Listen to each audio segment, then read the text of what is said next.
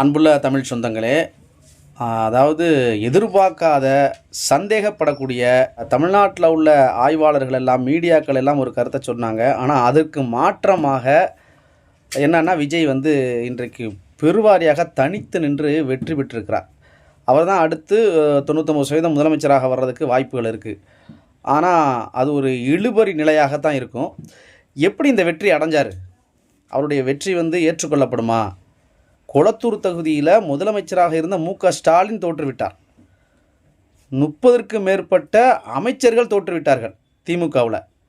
அதிமுக அப்படியே தக்க வச்சுக்கிருச்சு.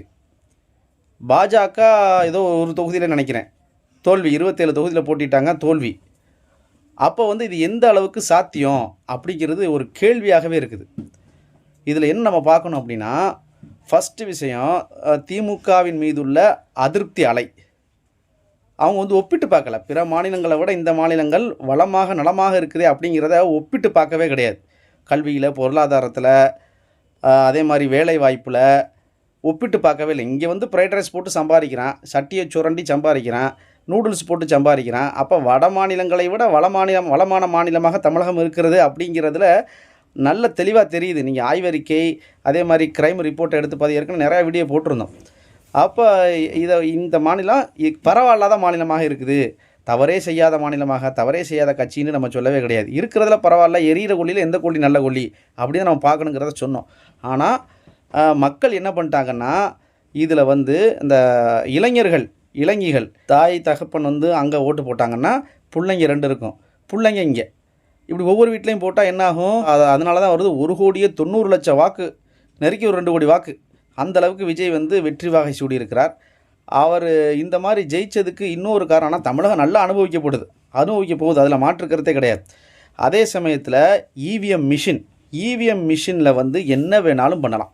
சரி, பாஜக தோற்றுருக்கிறதே அப்படி பண்ணி தான் கொண்டு வருவாங்க உள்ள. விஜயை வச்சு தான் காய் நகர்த்துவாங்க. ஜேர்னலிஸ்ட் மணி செய்தி வெளியிட்டாரா பார்த்தீங்களா? அதே மாதிரி உமாபதி, இப்படி நிறைய ஆய்வாளர்கள் இது சம்பந்தமாக செய்தி வெளியிட்டிருக்கிறார்கள். ஆகையால் இந்த வெற்றி என்பது வெற்றி கழகத்திற்கு வேண்டுமானால் வெற்றியாக இருக்கலாம். ஆனால் தமிழகத்திற்கு மிகப்பெரிய தோல்வி. ஏகப்பட்ட சலுகைகளை அள்ளி தெளித்தார் மு.க.ஸ்டாலின் அவர்கள். அப்போ ஒரு 10 சீட்டு 20 சீட்டு வந்திருக்கலாம் அப்படிங்கிற அடிப்படையில் எல்லாரும் கருத்துக்களை கணிச்சிருக்கும்போது, டக்குன்னு இவர் முதல்வராக வர அளவுக்கு இன்றைக்கு வாய்ப்புகள் அதிகரித்திருக்கிறது என்று சொன்னால், கண்டிப்பாக மக்கள் இதை அனுபவிப்பார்கள். பார்த்தா தான் எல்லாம் தெரியும். அதே சமயத்தில் மிஷின் பிரச்சனை இருக்குது. இன்னொரு விஷயம் என்னென்னா, திமுக இதை கடுமையாக எதிர்த்து போராடலை. ஏன்னா 1.25 கோடி பேர் வாக்குகளை இழந்திருக்கிறாங்களா இல்லையா? எஸ்ஐஆர் மூலமாக எல்லாத்தையும் நீக்கினாங்க. அப்போ எஸ்ஐஆர் மூலமாக நீக்கினவங்க இருக்கிறாங்கல்ல, அதில் ஒரு 1.25 கோடி பேர், வயசானவங்களும் விட்டுருங்க, ஒரு 50 வயசு உள்ள ஆளுகளும் நீக்கப்பட்டாங்க. சில பேரை தான் சேர்த்தாங்களே தவிர, அந்த நீக்கப்பட்ட நபர்கள் எல்லாமே திமுக காரர்கள். ஆதி காலத்தில் திமுக செய்த சாதனைகள், தமிழகம் சந்தித்த சோதனைகள், இது எல்லாமே அவங்களுக்கு தான் தெரியும். அவங்களுக்குலாம் தூக்கி விட்டாங்க. அதுக்காக திமுக கடுமையாக போராடலை. அதே மாதிரி சட்ட ஒழுங்கு பிரச்சனைகள் இருக்குது. ஆனால் பிற மாநிலங்களை கம்பேர் பண்ணியும் பார்க்கல மக்கள். ஆகையால் இந்த ஒரு மோகத்தை வைத்து மட்டுமே ஹீரோ, சினிமா நடிகர், விசிலு, என்னென்ன அந்தந்த வேட்பாளர்கள் நிற்கிறாங்க கூட அந்த மக்களுக்கு தெரியாது. அப்போ விஜய் தூக்கி கொஞ்சிக்கிட்டு இருப்பார். திரிஷாவோட நாய்க்குட்டி, அந்த நாய்க்குட்டியை நிப்பாட்டினா கூட அது ஒரு 5000 ஓட்டு வாங்கியிருக்கு போல். அந்த அளவிற்கு சொல்லக்கூடிய அளவிற்கு தான் இன்றைய சூழல் இருக்கிறது. ஆகையால் பொறுத்திருந்து பார்ப்போம் என்ன நடக்கிறது என்று. அதே சமயத்தில் அதிமுகவோட கூட்டணி வைக்கக்கூடிய சூழலுக்கும் தள்ளப்படுவார்கள். ஏன்னா 118 வாங்கணும் பெரும்பான்மைக்கு, அப்போ தான் உள்ளே போக முடியும். அப்படி இருக்கும்போது அவர் 10 சீட்டு 7 சீட்டு 8 சீட்டுக்கு வேறு ஆட்களை நாட வேண்டியது வரும்.